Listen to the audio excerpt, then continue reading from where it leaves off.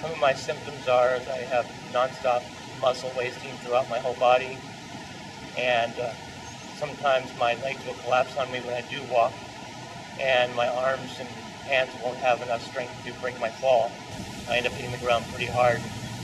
I have other issues with choking. My airway will collapse on me, and they'll close up completely. I can't breathe in or out. It creates a lot of panic, and I feel like dry drowning.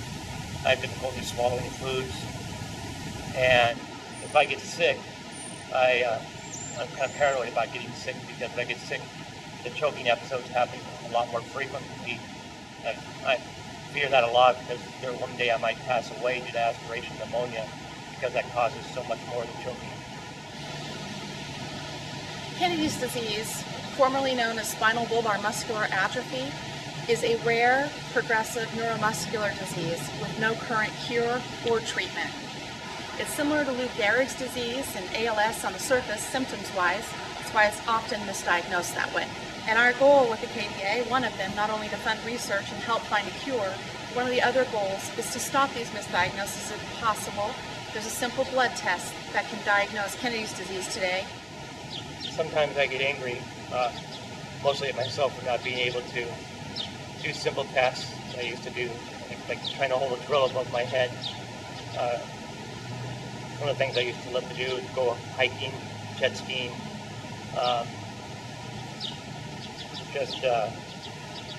Even climbing into a bathtub is difficult for me now. And I get depressed sometimes when I see other people doing the activities that I used to be able to do, and I can't do them anymore. And that's when it really kind of hits me. My husband Terry was diagnosed with Kennedy's disease 14 years ago. It was a 3-year-long diagnosis journey with 2 misdiagnoses that robbed him of his ability to carry anything heavy, lose his balance and fall.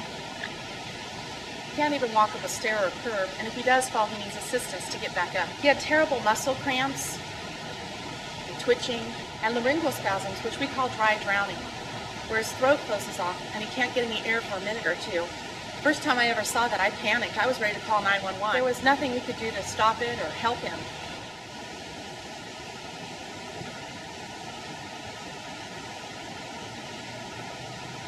What's the hardest thing about living with Kennedy's disease is not being able to do things for myself, and the possibility of not being able to care for myself in the future, and the burden that it places on my wife and other loved ones around me. When we were told Terry had Kennedy's disease, the neurologist couldn't tell us how long he'd live, how fast it would progress, if we had children, what would happen. We were told only 50 families in the world had the disease. It gave us a lot of hope for a treatment, let alone a cure. We couldn't plan for our future, and we really didn't know what to do.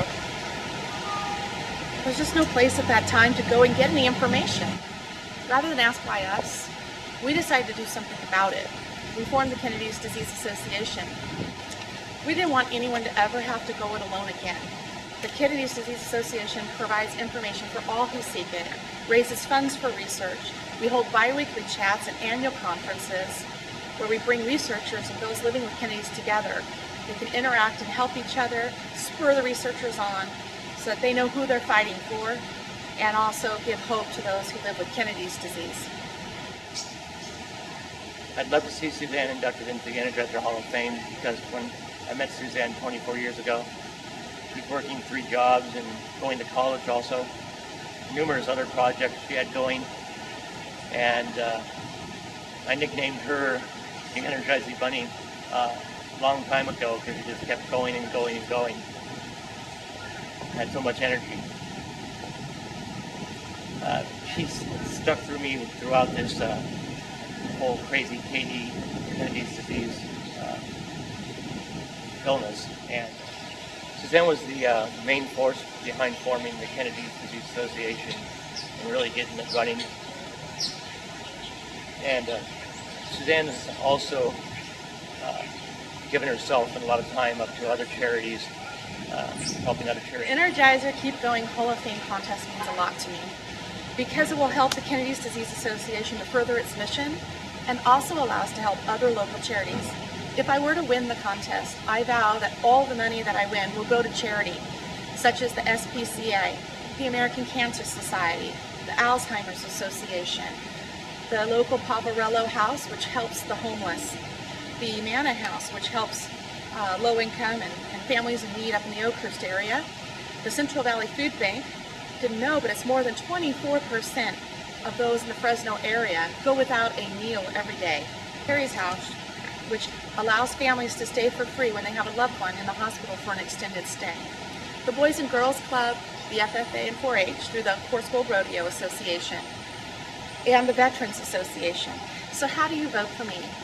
Well, you go to this link right here that we're posting for you, and you click on the button that allows you to vote.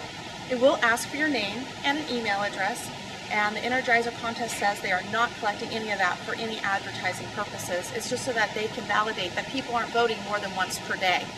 Below your email address, they're also going to ask you to put in a quick code. There'll be some numbers and letters, and some might be capitalized, some may not be. You'll have to put in exactly that way. That proves to them that it's a person voting and not a machine. So I need you to vote one time per day from now until May 13th. Every day, 30 seconds is all it takes to vote for me and help the Kennedy's Disease Association and the other charities that I named. And I hope that at the end, we'll be giving checks to all our local charities. We truly appreciate your help. And thank you, Energizer, for putting this contest on. I feel like it's daily challenge, it's a loss of energy throughout the day. I'm only 49 years old, but I feel like I'm 90.